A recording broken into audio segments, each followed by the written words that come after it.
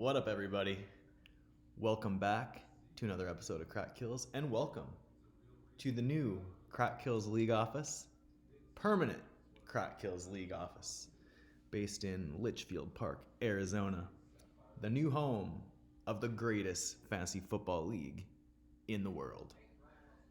Playoffs, semifinals. Let's take a look at the 5 things to watch for. Actually, 4 things to watch for as we head into the second to last week of the 2024 Crack Kills season. We're down to 4. We're down to 8 if you count the shit bowl. Let's take a look at these 4 games and see just what we're about to find out in the playoff semifinal. Quick hit number 1. All business versus the Mean Genes.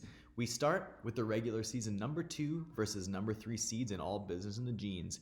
All business. Merry Christmas from Travis Kelce and Patrick Mahomes. 39 points from the duo. Their best game of the year, or at least one of their best games of the year after struggles throughout the season. Genes, though, responded with their go-tos, Jamar Chase and Joe Burrow. 44 for Burrow and Chase. It was a slow burn until late, and Burrow, of course, tacked on that overtime touchdown pass. On the negative side for all business, David Montgomery out, Ramondre Stevenson in, Ramondre Stevenson, a goose egg. Tough to rely on Mondre here, and AB maybe got burned by their guy. This one will likely come down to who doesn't show up. We already saw Mondre not show up, but for all business, it's going to be on the Buccaneers. Baker Mayfield. For the Genes, on the Lions, Jared Goff. But could Jameson Williams be the great equalizer for all business? Taken away from Jared Goff? That will be the connection to watch for. Of course, the Genes have Sam LaPumpkin Patch down there, hoping that LaPumpkin Patch is the one that's getting fed the touchdowns. These two teams met way back in opening weekend, with the Genes taking the win over all business. We'll see who brings home the win today. All business looking for their first ever Crack Kills Championship game appearance. Quick hit number 2. Flies versus Fugitives. Pennant winner, Phil's Fugitives, take on 2023 champ, Superfly TNT, in a knockdown drag-out matchup.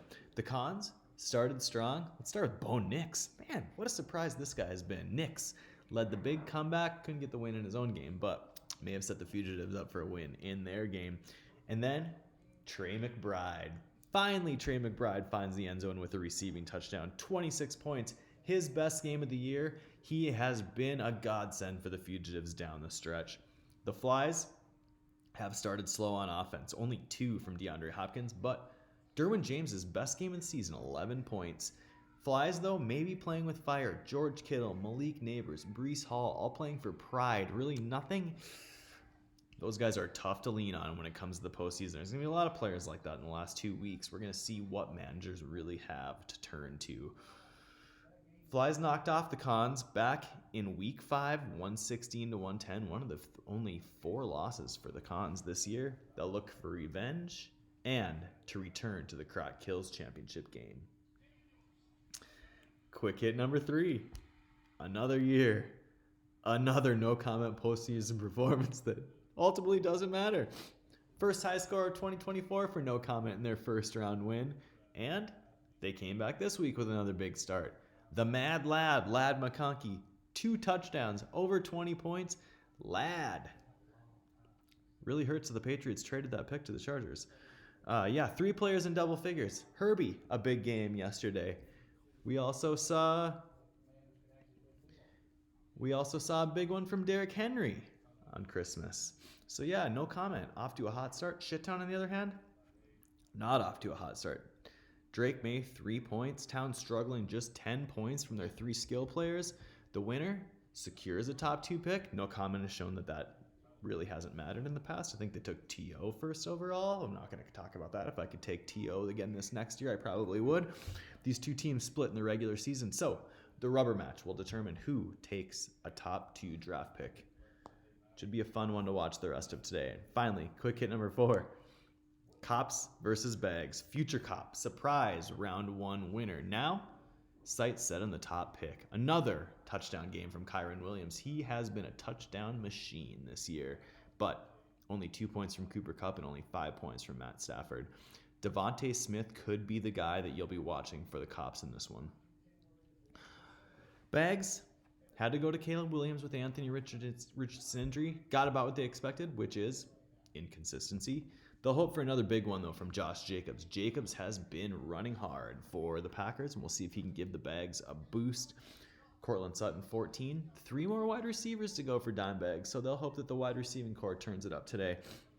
Defense, though, will be big. The Dimebags blew out the Cops in Week 4, in which the Cops scored just 43 points, the lowest point total of the entire season for any team. So, Cops got to expect more than 43 points, and if they can get there, maybe they'll punch the ticket to the first 2 picks. Should be 2 fun shit bowl games today. Finally, players to watch.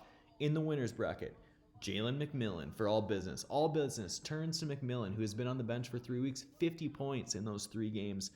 Marvin Harrison Jr., the number 1 overall pick for All Business, went to the bench, had a decent game yesterday, but AB hopes that McMillan can keep it going. McMillan is in a game that has to win for the Buccaneers to continue their chase for the playoffs.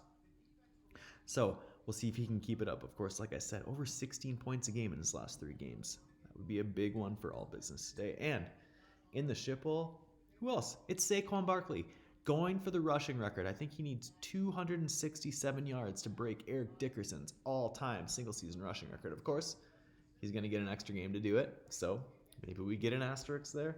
We'll see. No Hurts, though. Heavy dose of Saquon today. So Cops will hope that Saquon, maybe they hope he breaks the record today, and then he doesn't have to worry about all the criticism. So yeah, we'll see. Saquon, ready to go. We'll be watching him closely today. That's it for Crack Kills Quick Hits for the semifinals. Just 2 weeks to go, and we'll determine our winner and our number 1 pick. Crack Kills semifinals. Good luck to everybody this week, except Shittown.